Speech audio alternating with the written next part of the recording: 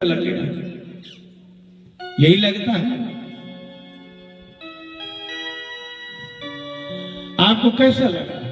माने हमारा निरादर है, इसमें जो निंदरी शब्द लिखा है उसका अर्थ है निरादर। माने कोई है और उसको आप ऐसे ही अनादर करके निकल गए जैसे वो है ही नहीं।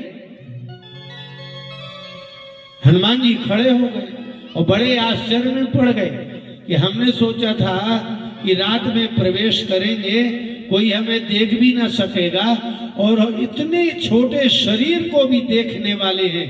बोले हैं ना, इतने साधन तो सरकार के पास नहीं है जितने साधन आतंकवादियों के पास। सरकार के पास जो बम नहीं है वो आतंकवादियों के पास बम है। हमारे भारत में 2000 का नोट निकला नहीं था तब कश्मीर में नकली नोट मिल गया था, तो क्या करना चाहिए? माने असली बनाने वाले एक बार बना दें तो नकली लोग जो बना रहे हैं वही तो नकली नोट वालों को मिले रहते हैं तो उनको रूप दे देते हैं, उन्हें नकली बना दिया। तो ये दो पक्ष तो सदा ही रहते हैं। और उसमें से बड़ी विलक्षण बात है कि ऐसी उसने भी अति सूक्ष्म, राक्षसों ने नहीं देख पाया तो उसने देख लिया और टोक दिया। तुम हमें छोड़ के कहां जा रहे हो? हम हैं। और अपना महात्म बताना प्रारंभ किया।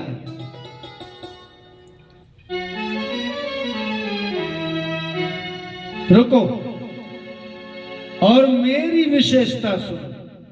तुमने अपनी विशेषता दिखा दी, तुम इतने सूक्ष्म रूप धारण करके हमारे यहां जा रहे हो, प्रवेश कर रहे हो, मैं खड़ी हूं और तुम देख नहीं रहे हो। आपने क्या सोचा था कि हमें कोई ना देख सके, निकल जाए, लेकिन आप कैसे हैं? आप हमें नहीं देख पाए। आप बड़ी चतुरता लंका में बताने चले आए कि हम इतना छोटा रूप धारण करेंगे कि कोई हमें नहीं देख सकेगा। लेकिन ध्यान दो, हमने तुम्हें देख लिया लेकिन तुम हमें नहीं देख पाए।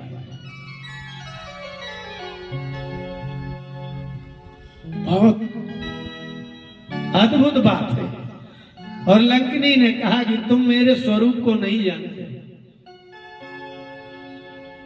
तो बोलते नहीं है, सिर्फ वही बोल रही है, अकेली बोल रही है।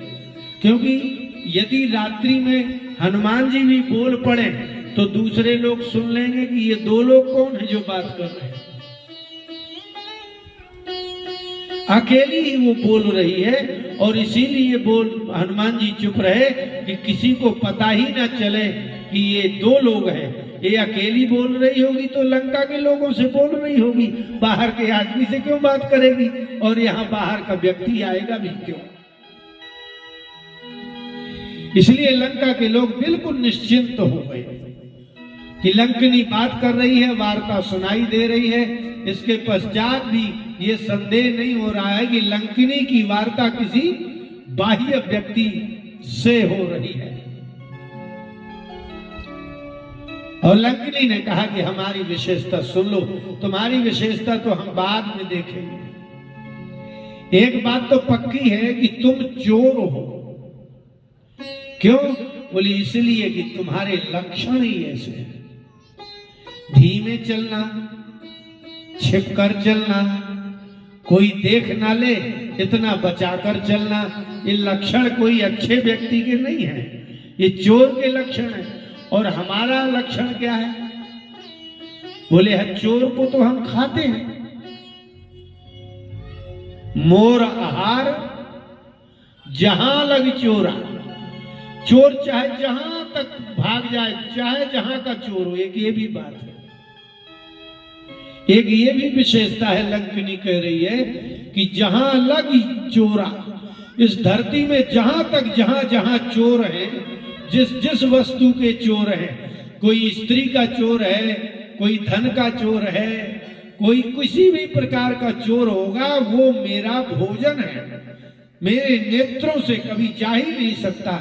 तो हनुमान जी ने मुस्काया, बोले ले ये कोई अजीब सी बात है, चोर के यहाँ रहती है तो बड़े चोर को नहीं खाती है।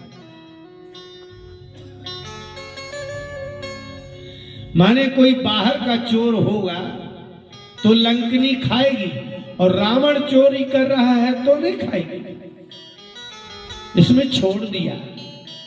इसका मतलब ये निकला कि आतंकवादी अपने आदमी को नहीं मारते, अपने आदमी को भोजन व्यवस्था सब कुछ देते हैं, वो तो है ही दूसरों को मारने के लिए। इसलिए दुष्ट के संग रहने वाले पुरुष और दुष्टों के साथ रहने वाली स्त्रियां सर्वदा दूसरों की हानि पहुंचाने के लिए है। अपने यहाँ को तो वो चोर मानते ही नहीं है कि हम चोर हैं।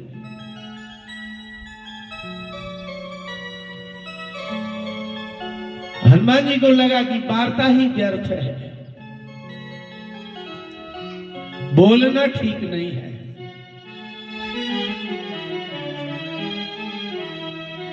फिर बोले भी क्या, भाषा भी अलग अलग है। लंका की भाषा अलग है, हमारी भाषा अलग है। अगर हम अपनी भाषा में बोलें तो ये क्या पता नहीं क्या समझेगी, लेकिन इसने जो कहा वो हम समझ गए। इसका तात्पर्य ये है कि कुछ दुष्ट ऐसे होते हैं जिनसे वार्ता नहीं की जाती है, संहार किया जाता है। जो दुष्ट वार्ता से समझ जाते हैं वो दुष्ट कब दुष्ट होते हैं, जो पूर्ण दुष्ट होते हैं वो तो बिना मारे मानते ही नहीं।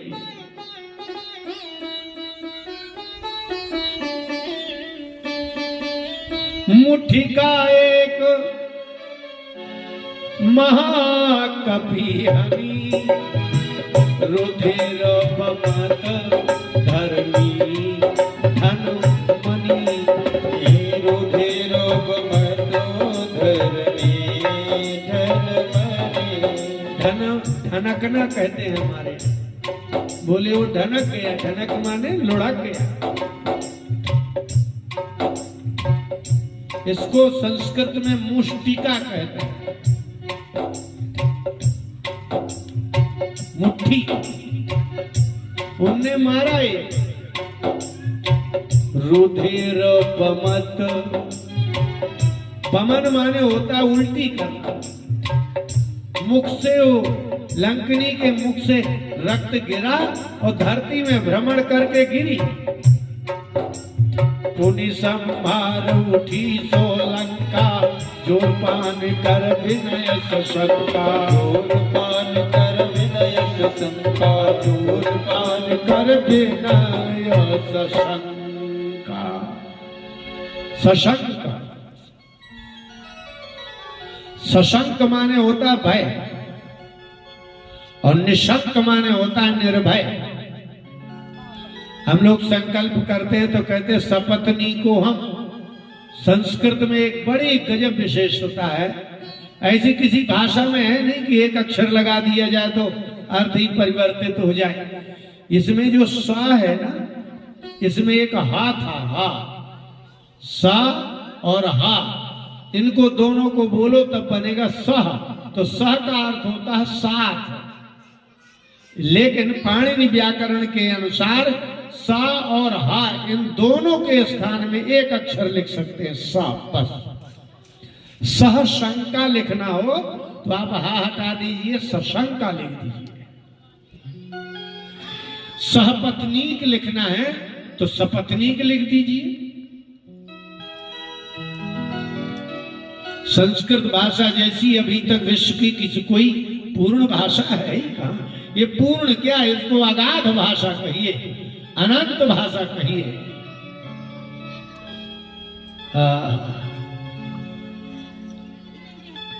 और जैसे ही एक मुष्टिका पड़ा और रुधिर गिरा, धरती में गिरी, पुनि संभार उठी, संभार करके, इसलिए कहते हैं ना समझने लायक है। बार बार रघुवीर संहारी, तुलसीदास जी ने वहां स्मरण के अर्थ में संहारा लिखा है और यहां संभलने के लिए संहार शब्द लिखा है।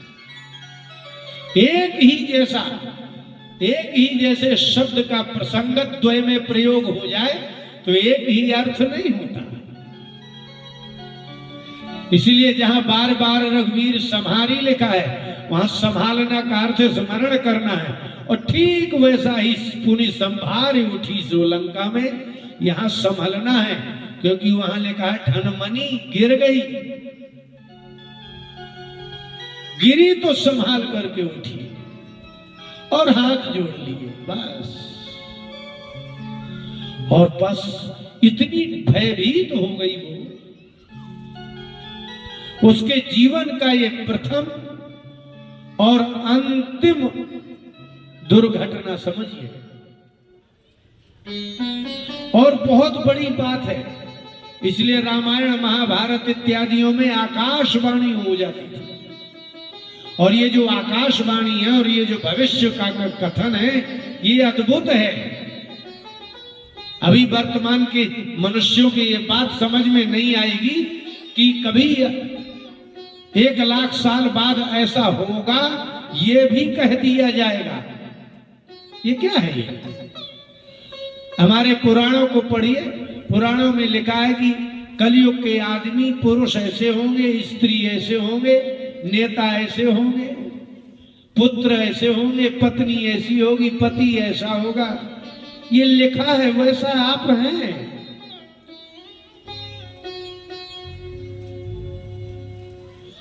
तुलसीदास जी के उत्तरकांड के 100वें दोहे से आप पढ़िए, उसमें लिखा है कि ये हमारे लोग कैसे हो जाएंगे, सरकार किन से वोट मांगेगी, किन को आरक्षण देगी, कौन कैसा बोलेगा, ये सब लिखा है।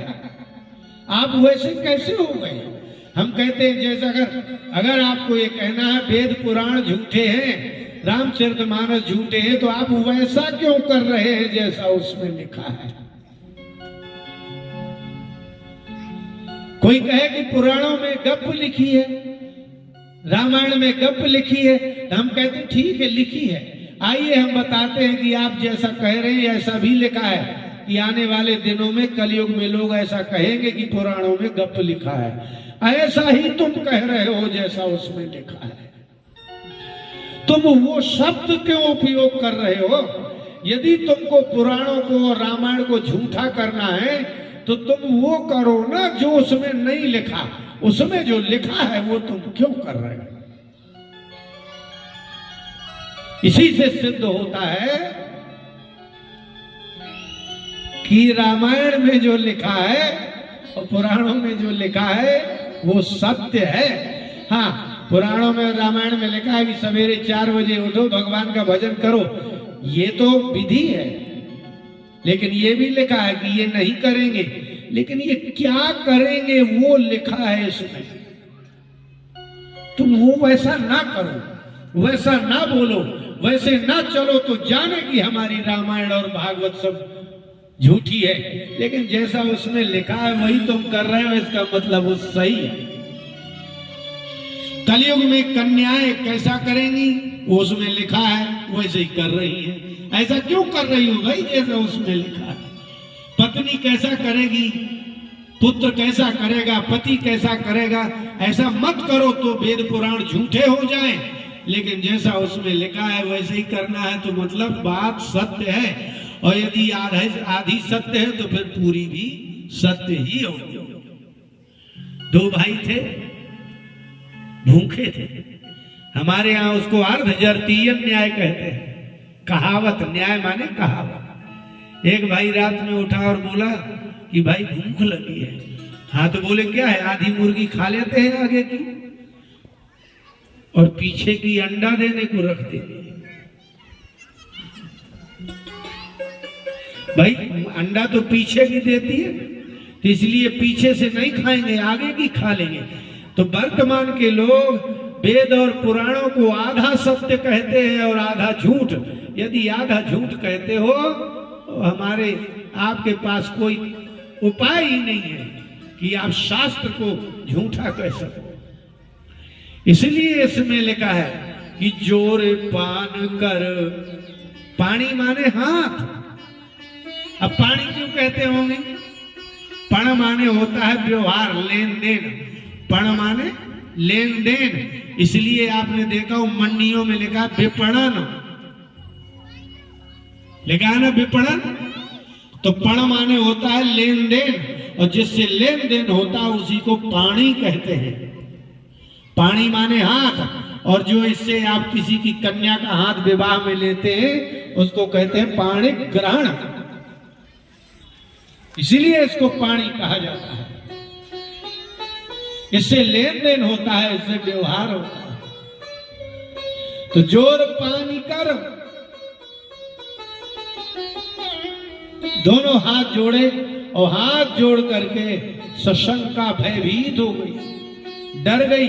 भय किस बात का हो गया? आदमी को सबसे ज्यादा